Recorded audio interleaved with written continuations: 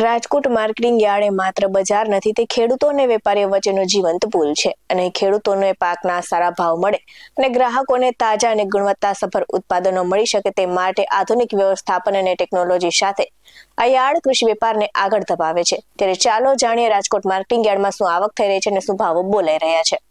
નમસ્કાર દર્શક મિત્રો, BS19 ન્યૂઝમાં આપની સાથે હું છું નેહા પટેલ। રાજકોટ માર્કેટિંગ યાર્ડમાં છેલ્લા કેટલાય દિવસથી ઘઉં, જીરું, ચણા સહિતના શિયાળુ પાકની આવકમાં સતત વધારો નોંધાઈ રહ્યો છે।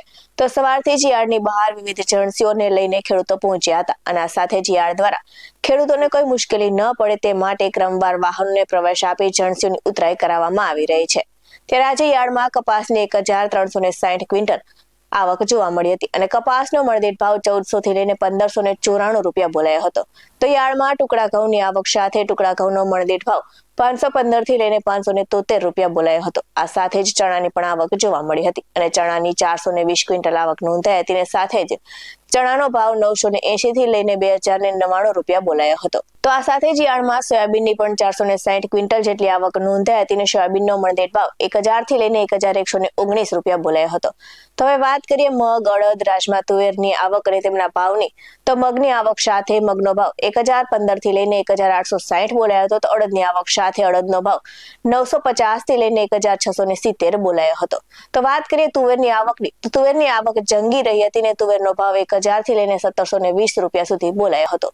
હવે વાત કરીએ તેલીબિયાની અને તેમની આવકની, તો યાર્ડમાં સફેદ તલની આવક સાથે ખેડૂતોને સફેદ તલનો મણદીઠ ભાવ 1410 થી લઈને 2200 રૂપિયા સુધી મળ્યો હતો। તો આ સાથે જ કાળા તલની પણ આવક પૂર બહારમાં જોવા મળી હતી।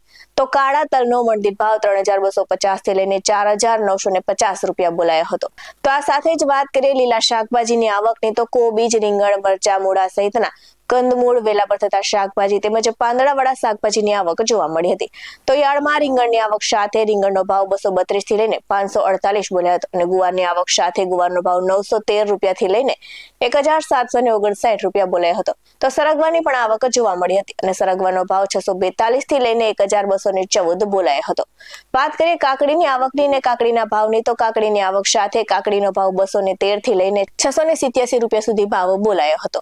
આ સાથે જ રાજકોટ માર્કેટિંગ યાર્ડમાં ખેડૂતોને પૂરતા પ્રમાણમાં ભાવ મળતા હોવાથી ખેડૂતો શિયાળુ પાકનું વેચાણ કરવા માટે સતત મોટી સંખ્યામાં ઉમટી રહ્યા છે અને આ સાથે જ હજુ વધુ આવક થઈ શકે તેવી શક્યતા સેવાઈ રહી છે। આ સાથે શ્રી સરદાર વલ્લભભાઈ પટેલ મુખ્ય માર્કેટિંગ યાર્ડની આજની ચણસીની વાત કરીએ તો કપાસ બીટીનો ભાવ 1400 થી લઈને 1594 બોલાયો હતો। બાજરીનો ભાવ 250 થી લઈને 475 બોલાયો હતો। આ સાથે જ દેશી વાલનો ભાવ 950 થી લઈને 1132 બોલાયો હતો। તો કળથીનો ભાવ 375 થી લઈને 810 બોલાયો હતો અને આ સાથે જ અજમાનો ભાવ 1100 થી લઈને 2500 બોલાયો હતો અને શીંગ ફાડાનો ભાવ 1250 થી લઈને 1770 બોલાયો હતો। આ સાથે જ વાત કરીએ શ્રી પોપટભાઈ સોરઠિયા સબ માર્કેટિંગ યાર્ડની શાકભાજીના ભાવની, તો લીંબુનો ભાવ 209 થી લઈને 511 બોલાયો હતો। પપૈયાનો ભાવ 75 થી લઈને 135 બોલાયો હતો।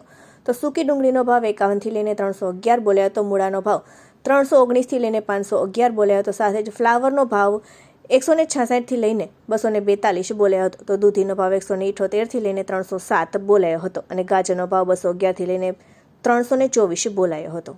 આવા જ વધુ અહેવાલ સાથે ફરી મળતા રહીશું। તમે અમારી YouTube ચેનલને સબસ્ક્રાઇબ કરવાનું અને અમને Facebook અને Instagram પર ફોલો કરવાનું ભૂલશો નહીં।